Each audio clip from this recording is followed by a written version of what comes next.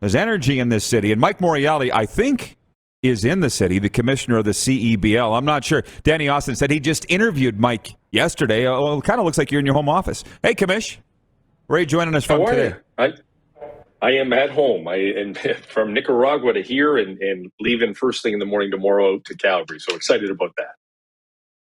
We're excited for you to get here. I plan to be at the media day at the Westin on Friday. Let's just tell folks what's coming again, because it's kind of new for people that aren't basketball people. This is a big deal at WinSport just next week. Yeah, we are playing in the final stage of the Champions League of Americas through FIBA. So our team is represented by the Edmonton Stingers, who has been our champions the last 2 years. We're playing against 11 other league champions across North, Central, and South America. So this is a really big deal. The winner of this tournament actually goes on to represent the Americas at the Intercontinental Cup against Africa, Europe, and the G League. And last year's winner of the Americas, the tournament we're playing in, won the Intercontinental Cup a few weeks ago. So you can tell the level of competition just by that. It is fierce. And we're going into our final stage. It will be held in Alberta and specifically in Calgary at the WinSport Arena, March 14th, 15th, and 16th. The Canadian team, the Edmonton Stingers, our team, plays the 14th and 16th. And we need to win 2 games to get on to the final 8 a couple of weeks from now. So you're going to see some of the best world-class basketball for sure outside of the NBA in Calgary for the first time ever and the first basketball game of any kind at the WinSport Arena. So we're incredibly excited about it. I know our team is happy to finally be at home, to play on home soil, and now we just need that Canadian proud fan base just to come out and support us. I don't know what it is, Mike. I think it's you. Every time you're on, the viewers' questions just go nuts. So I'll get to theirs in a minute. They love you, Mike. But before we talk about the Calgary event, how has the Stingers fared so far down south? You said you were just in Nicaragua and it was El Salvador as well, was it not? How did they make out down there? Well, we'll say we because this is the only time I get to jump on the team bandwagon. I can't, as a commissioner, pick and choose. So this is the only team playing at this time. We're representing the CEBL, so I'm all in 100%. We started our first group stage back a few months ago in Nicaragua. We won our first ever game. So first Canadian team to win in the Americas on our first ever try. Since then, we have gone to battle, but I've been on the losing end. So we're sitting at 1-3. Puerto Rico's ahead with 7 points.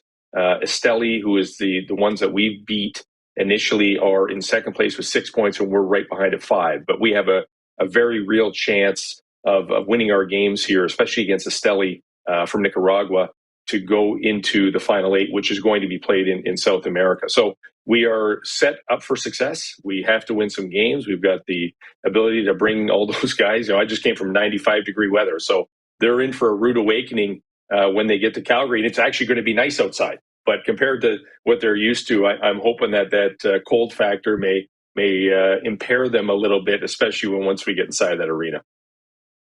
Well, it certainly worked for the national men's soccer team against Costa Rica, as you know, up in Edmonton, so I don't think we can discount that. But here's one for you, Mike. I've been in Calgary 5-6 weeks now, and they are identifying us as CEBL people. So they said, so the Stingers are coming. It's too bad we're not going to get to see Xavier Moon because he's gone to the Clippers. I'm like, come watch the next Xavier Moon. You know what I mean? Like, that's the whole idea here. Yeah, I mean, it's very unfortunate you can't see Xavier Moon, but from our perspective, that is exactly the thing we want to do. We want to provide the pathways to the NBA. If we can graduate Xavier Moon to the NBA, we've done our job. And, but there are a ton of great players on that team. We've been able to assemble our best roster yet. It'll be released later on today. Jordan Baker will be joining us, who is our Canadian champion player of the year a couple years ago, back-to-back champion with the Edmonton Stingers. He'll be joined by a bunch of our all-stars across the CBL. We've added 3 new imports, including Travis Daniels, who was once a Edmonton Stinger as well. So we're in a good position. What you'll realize from a fan base is our style of play in Canada is a lot different than the international style. So we really need to work on doing what we do well, and that's running up and down the court using our athleticism.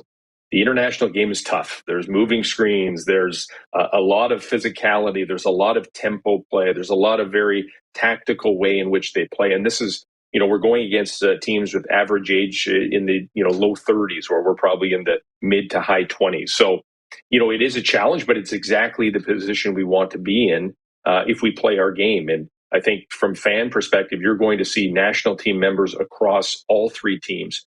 Certainly in Puerto Rico and Nicaragua, you have guys that just came off, playing together for 10 years, playing in huge games and World Cups and Olympics and World Championships. So that's the advantage they have. The advantage we have is speed and athleticism, and that's what we need to put on full display in the coming week. As you can well imagine, 90% of the questions from our viewers pertain to expansion, and I'm not even sure today's the day to talk about that. But my question for you kind of rolls all that into one. Why Calgary? Because you don't have a team in Calgary. So why Winsport? Why are you playing this here? Great question. And when we figured out that Edmonton was going to be representing the league, we first, of course, wanted to play in their home market. It's a great market, great venue.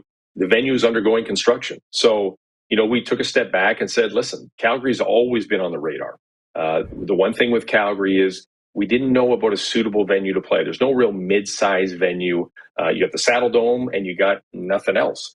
So we always wanted to figure out if it would work. This seemed like the logical step to keep the game in Alberta, to have an Alberta team represented in Calgary, and to look at the Winsport Arena as an opportunity. It seems like a perfect fit, although it's never held a basketball game ever. So we're going to put a lot of bells and whistles into this, and hanging video boards and lighting and speakers, and of course the court nets and everything. It's going to be a full transformation that'll start, I think, actually today.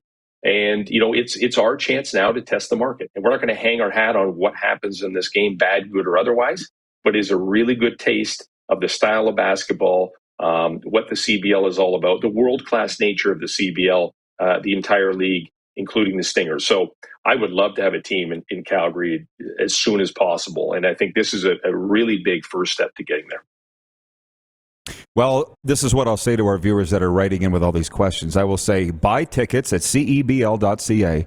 Come on down to Winsport and ask Mike yourself. And I'll be there. Absolutely. You can ask me too.